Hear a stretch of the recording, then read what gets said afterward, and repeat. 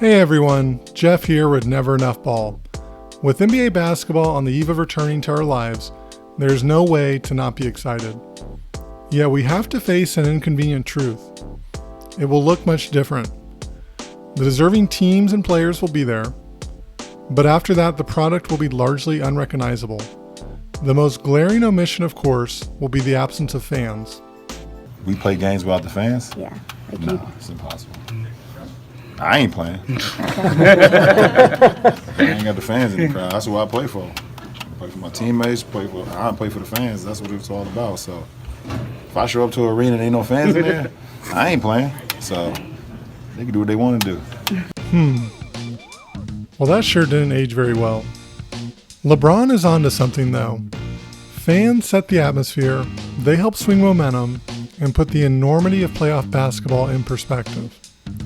Don't get me wrong, whoever wins it all this year will be a deserving winner, even if the games just have the feel of the most elite church league in history. No team will ever have had to put up with as many distractions as the 2020 champion. Nonetheless, this championship will come with an asterisk. There's no way around it. A full regular season wasn't played, and the circumstances are far from normal.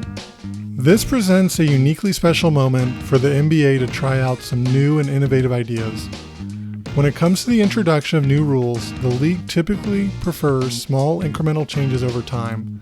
For example, rules tied to freedom of movement and replays have gradually ramped up over the last decade, rarely a big singular change. Today we are going to cover 4 rule changes I wish the NBA would have made. Some of them are a bit extreme, but you know, an asterisk is an asterisk, and with that, let's jump into it. The first rule that should have been adopted has to do with the playoff format itself. The NBA should have adopted a group stage to start the playoffs, a concept that is taken directly from the FIFA Soccer World Cup. For those not familiar with the concept, which apparently did receive serious consideration within NBA circles, it would have worked as follows. 20 to 22 teams would have returned for the NBA bubble. After playing a handful of regular season games, such as 5 to 10, they would draw for group play. This would consist of 4 groups of 5 teams each. The team placement within the groups would be based off of regular season records. Teams would play 2 games against each opponent in their group, and the teams with the 2 best records from each group would qualify for the second round of the playoffs. So a total of 8 teams would advance, at which time the playoffs would return to the normal 7-game series structure we're all familiar with. The group format has several advantages over today's playoff structure. Currently, the first round of the NBA playoffs usually has a dozen or more meaningless games. For example, if the normal NBA playoffs started today, the Bucks would play the Magic in the first round. Assuming the Bucks win the first 2, that puts Orlando in a situation of needing to win 4 of the next 5 in order to win the series. Are Magic fans even watching at that point? The group format would offer more games and have a higher quality. The first round of the NBA playoffs is usually around 40 to 50 games total. Group play would be a guaranteed 80 games. Odds are, even if one of the 2 teams has either clinched a playoff berth or been statistically eliminated, that their opponent will have something to play for. Fans will also have more meaningful sweats of games their teams are not part of, needing a certain team to win or lose to help bolster their own team's odds of advancing.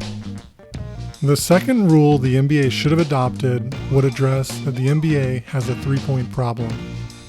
The game has been taken over by analytics, which is only a normal progression. Those analytics will always return to the fact that 3 is more than 2. It's a competitive pursuit, and teams should do everything they can within the rules to gain an edge.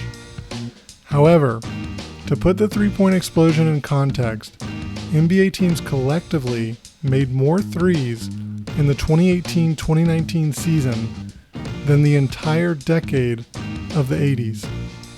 There are 2 leading ideas to address this explosion. The first is to remove the corner three altogether. Essentially, as the arc starts to approach the corner, have it fade out into the sideline.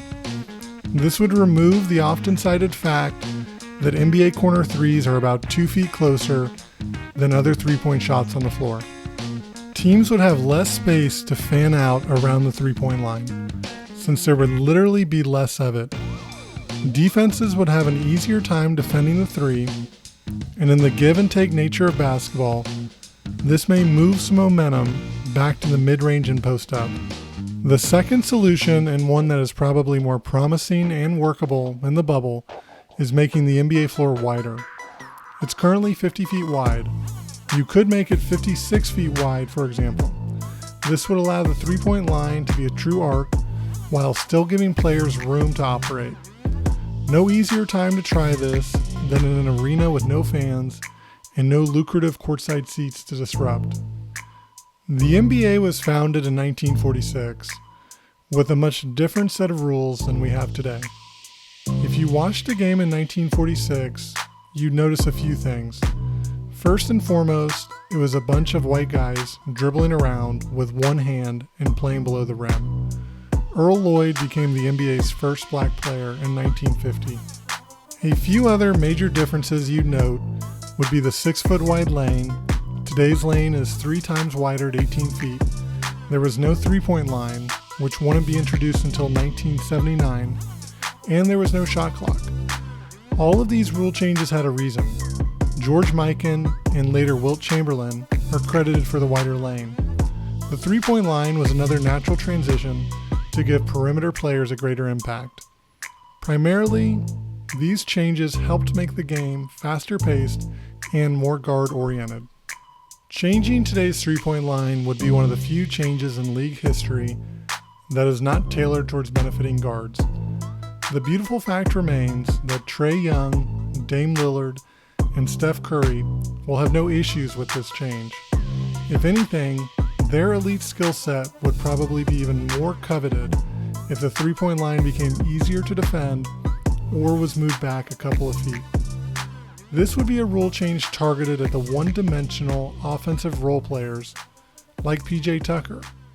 Not to pick on Tucker specifically, but I could do with more well-rounded offensive players on the floor and not just corner 3 and D guys. The third rule change helps address a policy I find to be more of a nuisance than a benefit.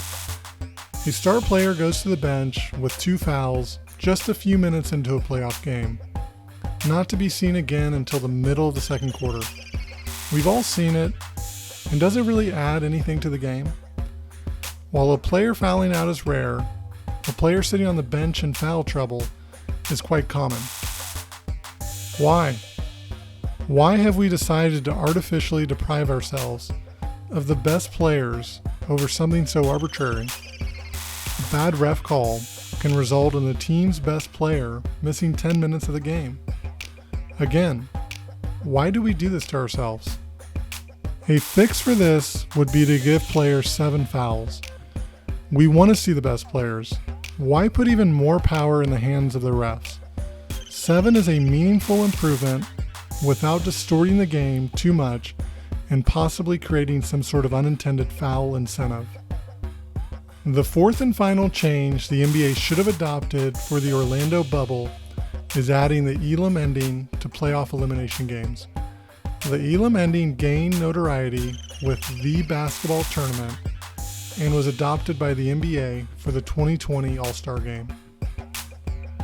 For those not familiar with the concept, in short, you add a certain number of predetermined points to the team with the most points at the end of the third quarter. In the All-Star Game, that number was 24 in honor of Kobe.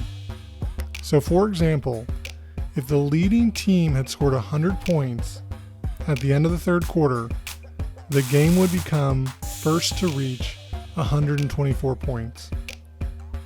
Think of it as pickup basketball style from there. The game clock is done away with, and the winner is the first to hit the needed score.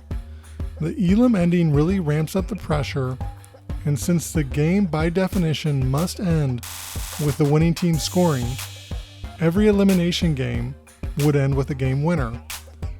Too often, we see a hard-fought 6 or 7 game series end with intentional fouls and free throws.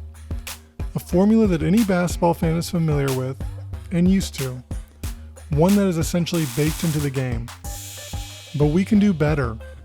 We can add more excitement and have a series finish with a signature moment rather than a dull game of tag and keep away. The NBA has always had a willingness to experiment. If it didn't, we'd still have a 6-foot wide lane, no three-point line, and no shot clock. Basketball is an evolution. There can be a temptation to feel whatever's in place today is how it needs to remain. I'll credit the NBA for doing a good job of testing ideas in the Summer League, G League, and All-Star Game. At the end of the day, though, we'll never know exactly what it looks like until the best players in the world are testing it. This season will conclude with a champion, and that champion, whether fair or not, will have an asterisk next to their name. The NBA should have been more willing to put some of its purity aside and embrace the experiment that the Orlando bubble is.